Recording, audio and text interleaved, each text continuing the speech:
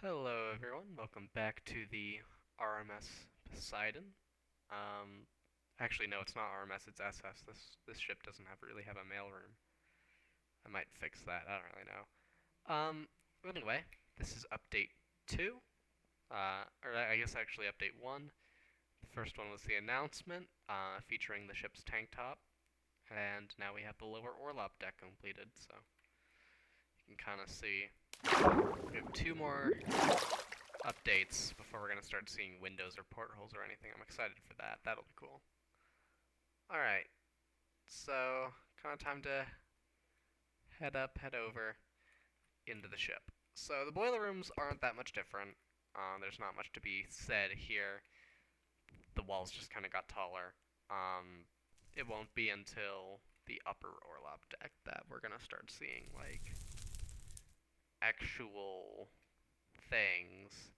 So, like, actual changes in how this whole thing is laid out. So, apologies for that. The main section of the ship is going to remain fairly uninteresting for now. Heading over here, we actually do have 2 new compartments that have been added onto the ends of the ship. We have this one right here, which is a cargo hold, cargo hold 1. Then we have cargo hold 2, which has the big watertight door set up. And cargo hold 3, which has the emergency ladder that'll allow you to access this area. So here's what the cargo holds 2 and 3 look like with their lights set up. You know, you actually do now have the float plates for the watertight doors above, and this will be as high as those reach. But yeah, no. Like I said, not much to see for the boilers, or like really much after that. Starting with, well, okay, this room and the condenser room, there's not much else to see. They're just kind of, the walls are a little taller, and that's about it. Yeah, no, here we have the ship's main turbine engines. Just gonna go ahead and show this off again for a second. And then we have the condenser rooms, and these now have their 2 watertight doors. And that's about it. The walls are a little taller. Here we get the first room that's really changed in the back of the ship. We have the ship's electrical rooms. And we have these kinds of switchboards going across either side of the hull. And they actually sit right on top of the ship's propeller shafts. So, oh, I haven't finished these rooms yet. Alright, this isn't the most exciting thing, but you'll get to see me complete this room. Let's see, 1, and then, there we go. Just gonna, yeah.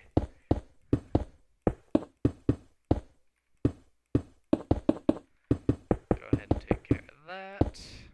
We're gonna have to do that on the other side. The one that has the, yeah, that's the side that has that you'll want to remember when the ship flips over, because this side has the emergency ladder. There's 1. There's 2. Obviously, it's not a terribly well lit room. It doesn't really need to be. It's, you know, this small little thing all the way in the bottom of the ship. It's like, no one really cares about that.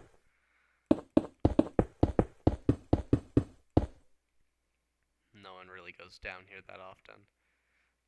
Occasionally you got people like oiling up the propeller tube, but it's not very often. Alright, so yeah, that's it. We've got the propeller shaft, we've got these water tanks here. These are actually going to get cut off. This is the top deck for those, which I guess makes this the tank top, but whatever. We have these rooms now have their roofs over them. I've decided to go for kind of sandstone. And yeah, that's what these rooms look like. But heading over, we have a living quarters really either way. And then we have these little staircases back here. Really can't get lost in this ship. That'll definitely be a thing. But this, kind of flying up is what the whole thing looks like, and you have a lot of those tables and stuff.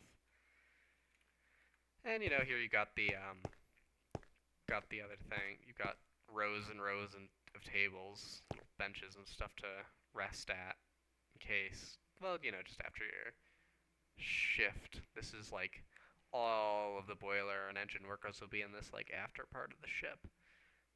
We have one more deck of crew quarters for this, and then we're gonna start getting to the passenger stuff. And yes, this ship is designed so that there is passenger stuff below the waterline. Not the most realistic, but it works. And yeah, that'll also might be about where I cut off the condenser stuff, but we'll see. We'll see. Obviously, this is a big project. There's a lot more to go. We have quite a while before. Like, I think we have 3 updates before we get to the first, starts of the ballroom dining room thing. But I am excited to get to that. That'll be cool. It'll stretch. Basically take up the entire space between 2 of the ship's 3 funnels, and it's going to be very, there are going to be some Normandy inspirations in there. It'll be cool. And yeah, that's about it for right now. It's not a lot, I'll admit. The next couple decks, you don't really get much until, really until you get to H deck. And that's when you're going to start seeing, just things like going over the engines and boilers and stuff and making that stuff a little more interesting. But yeah, no, that's all for now. See you guys in the next one. Bye-bye. Oh, hold on, let me actually find a cool place to leave off. I think I'm gonna go ahead and just do a big overview, from the front.